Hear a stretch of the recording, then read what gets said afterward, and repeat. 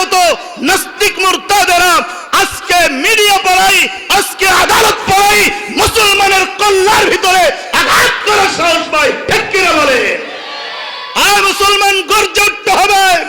যদি আজ গর্জে না উঠি, তাকবীরের ধ্বনি যদি উচ্চ আওয়াজে না দেই, আজ আমার ভাই আলিম শাহাদাত বরণ করেছে, কাল আপনাকে আমাকে শহীদ হতে হবে। ঠিক কিনা? এজন্য মুসলমান তো বীরের জাতি, মুসলমান জীবন দিতে প্রস্তুত, মুসলমান ঈমান দিবে না। ঠিক কিনা? ছুটে আই শাহজালালের নির্ভীক সৈনিকেরা, খতম কর ইসকনেরই চেলাচা মুন্ডাগুলা। ঠিক কিনা? ছুটে আই শাহজালালের নির্ভীক সৈনিকেরা, খতম কর ইসকনেরই চেলাচা মুন্ডাগুলা। ঠিক না? আজ যদি কেউ ইসলামের উপর আঘাত করে, দেশের উপর আঘাত করে, মুসলমানদের উপর আঘাত করে, জীবন থাকতে তাদেরকে ছেড়ে দেওয়া হবে না। ঠিক কিনা বলে? আর সাহাবায়ে কেরাম কেমন ইমানদার ছিলেন? আমি আয়াত তেলাওয়াত করেছি, সূরা বাকারা 13 নম্বর আয়াত। আমার আল্লাহ রাব্বুল আলামিন বলেছেন, আমিনু কামা আমানান নাস, তোমরা ঈমান আনো মানুষদের প্রতি, অর্থাৎ সাহাবায়ে কেরামদের মতো ঈমান আনো। সাহাবায়ে কেরাম যেমন ঈমান এনেছিলেন, ওরকম ঈমান আনার কথা আমার আল্লাহ আমাদেরকে বলেছে। বলেন না আল্লাহু আকবার। সাহাবায়ে কেরাম ঈমান আনতে গিয়ে জীবন দিয়েছে, সাহাবায়ে কেরাম ঈমান আনতে গিয়ে বাড়ি ছাড়া হয়েছে, সাহাবায়ে কেরাম ঈমান আনতে গিয়ে দেশ ছাড়া হয়েছে, সাহাবায়ে কেরাম ঈমান আনতে গিয়ে বিবি বাচ্চা ত্যাগ করেছে, সাহাবায়ে কেরাম ঈমান আনতে গিয়ে ঈমানের পথে চলতে গিয়ে তাজা প্রাণ দিয়ে দিয়েছে, বিনিময়ে কোনো কাফেরের সামনে মাথা নত করে নাই। ঠিক কিনা জোরে বলো? সাহাবায়ে কেরাম যে পথেই চলেছে, যেভাবেই ঈমান এনেছে, সে পথেই চলতে হবে, সেভাবেই ঈমান আনতে হবে।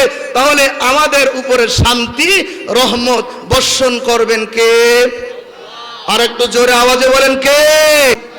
মুসলমান ইমানদার, এখনো যদি ইসলামের দিকে কেউ বাঁকা নজরে তাকাই, মাদ্রাসার দিকে যদি কেউ বাঁকা নজরে তাকাই, ইমানদারদের দিকে যদি কেউ বাঁকা নজরে তাকাই, আমার আল্লাহ ধরে না, ধরে না, ধরে না। আমার আল্লাহ ধরলে দুপুরের ভাত খাইতে দেয় না। ঠিক কিনা? জুতার বাড়ি দিয়ে বাংলার জমিন থেকে পালানোর সুযোগ পাই না। কথা বলেন ঠিক কিনা? এই জন্য আজ সাবধান হয়ে যান, আজ সাবধান হতে হবে। মাদ্রাসার বিরুদ্ধে, ইসলামের বিরুদ্ধে, মসজিদের বিরুদ্ধে, ইমানদারদের বিরুদ্ধে, তলবে আলেমদের বিরুদ্ধে যারাই চোখ তুলবে, এদের চোখ আমার আল্লাহ স্বয়ং উপড়ে ফেলে দিবে। ঠিক কিনা বলো? হুব্বুল ওয়াতানি মিনাল ঈমান। আলোচনা দীর্ঘ লম্বা, শর্ট করে আমি বলছি। যেমন আমরা ঈমানকে ভালোবাসি, যেমন জীবনকে ভালোবাসি, মসজিদকে ভালোবাসি, কোরআনকে ভালোবাসি, হাদিসকে ভালোবাসি, ঠিক তেমনি ভাবে আমি আমার এই সোনার টুকরা জন্মভূমিকেও আমি ভালোবাসি। ঠিক কিনা? আল্লাহর নবী বলেছে, হুব্বুল ওয়াতানি মিনাল ঈমান, দেশকে ভালোবাসা এটা ঈমানের একটি অঙ্গ।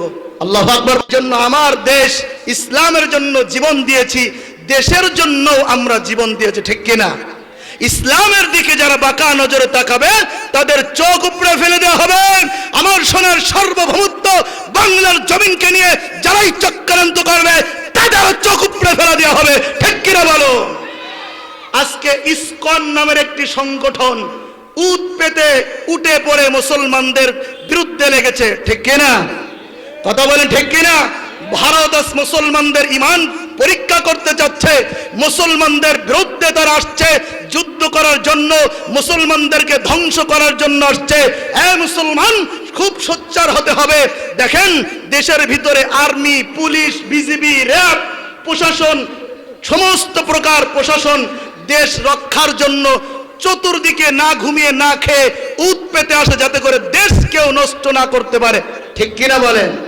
ঠিক তেমনি ভাবে আজকে মাদ্রাসা দারুত তাকওয়া ঢাকার এই মহাসম্মেলন থেকে আমি বলতে চাই, এই আশুলিয়া, এই যে উত্তরখান, উত্তরা, এই ঢাকার মুসলমানদের ঈমান আমি জাগাইতে চাই। বলতে পারেন, হুজুর মাদ্রাসা দারুত তাকওয়া ঢাকা কি জন্য প্রতিষ্ঠিত হয়েছে? আমি আমার থেকে বলবো, এই মুসলমান জাতি, আমাকে দেখো, আমার মতো আজাদি এই দারুত তাকওয়া থেকে জন্ম নিয়েছি। আল্লাহু আকবার। আমি এই দারুত, আমার মতো আজাদি এই দারুত তাকওয়া থেকে জন্ম নিয়েছে। দারুত তাকওয়ার বিরুদ্ধে, মাদ্রাসার বিরুদ্ধে যাই আসবে, চোখ উপড়ে ফেলে দেওয়া হবে। ঠিক কিনা বলো? আর আর্মি, বিজিবি, র্যাব যেমন দেশকে রক্ষা করছে, এই মাদ্রাসা দারুত তাকওয়ার ছাত্ররা ঈমানকে রক্ষা করার জন্য আবার প্রয়োজন হলে কাফনের কাপড় বেঁধে মাঠে নেমে যাবে, ঠিক কিনা? দেশ রক্ষা করা যেমন আমাদের ঈমানের দায়িত্ব, ঈমান রক্ষা করা আমাদের বড় ঈমানি দায়িত্ব, ঠিক কিনা? আরো জোরে বলেন, ঠিক কিনা? এই জন্য দাদা বাবুরা ওই যে ভারতের সীমানা টপকাইয়া চলো চলো বাংলাদেশে যাই মুসলমানদের বিরুদ্ধে স্লোগান উঠাইয়া এই মালায়নের বাচ্চারা আসছে বাংলাদেশের ইমানদারদের মুসলমানদের সাথে যুদ্ধ করার জন্য, পরাজিত করার জন্য, ঠিক কিনা বলেন? আমি বলি আও ভাতিজা, ঠিক কিনা? আও ভাতিজা, বাংলাদেশের 16 কোটি মুসলমানের জুতা তোমাদের জন্য রেডি, ঠিক কিনা বলো? জুতার বাড়ি দিয়ে বলুন তোমাদেরকে বাংলার জমিনে ঢুকতে দেওয়া হবে না। বাংলার জমিন থেকে আবার একটা স্বপ্ন চত্বর কায়েম করব, বিনিময়ে তোমাদেরকে সোনার জমিনে ঢুকতে দিব না, ঠিক কিনা বলো? রাজি আছেননি আপনারা? আরো জোরে বলেন, রাজি আছেননি? সেই ঈমান এখনো আছেনি? কেমন আছে একটু তাকবীর দিন, তাকবীর। চলবে না তো, এরকম হবে হলে চলবে না। একজন ওমর যেদিন ওমর ইসলাম ধর্ম গ্রহণ করেছে, আল্লাহর নবীকে বলছে, ও গো নবীজি, আমি ওমর ইসলাম ধর্ম গ্রহণ করেছি, আর তো লুকায় লুকায় দাওয়াত দেওয়া যাবে না। আল্লাহু আকবার বলবেন না?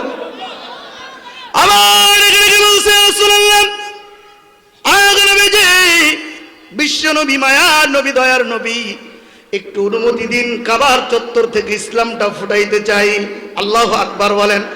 আল্লাহর নবীর সাহাবী হযরত ওমর 90 জন মুসলমানকে নিয়ে কাবা চত্বরের ভিতরে নারায়ে তাকবীর আল্লাহু আকবারের স্লোগান দেয়। আল্লাহু আকবার বলেন না? আবু জাহলকে মেরেন, আবু লাহাবকে দেয়, উতবা শাইবা, ওলীদ ইবনে মুগীরা সবাইকে দেয়। কে রে? আমাদের উপরে আরো বড় বড় শক্তিশালী কে এসেছে মক্কায়? উকি দিয়ে দেখে আর কেহ না, আর কেহ না, আল্লাহর নবীর সাহাবী হযরত ওমর কাবার চত্বর থেকে ধ্বনি দেয়, বলেন আল্লাহু আকবার, আল্লাহু আকবার বলো, আল্লাহু আকবার, আল্লাহু আকবার বলো, আল্লাহু আকবার। এই ধ্বনির ভিতরে, এই আওয়াজের ভিতরে, এই আলফাজের ভিতরে পাওয়ার আছে না নাই? আর জোরে বলেন, আছে না নাই? নারায়ে তাকবীর। আল কোরআনের আলো, দিন ইসলাম, দিন ইসলাম।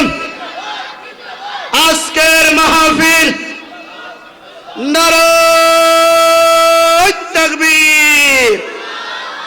আল্লাহ আমাদের সবাইকে কবুল আর মঞ্জুর করেন। সবাই জোরে জোরে বলছি আমিন। ঈমানের পথে অবিচল থেকে আমার মরণ যেন হয়, আমিন বলেন। ঈমানের পথে অবিচল থেকে আমার মরণ যেন হয়, তোমারই কাছে মিনতি আমার, মহামহিম দয়াময়। ঈমানের পথে অবিচল থেকে আমার মরণ যেন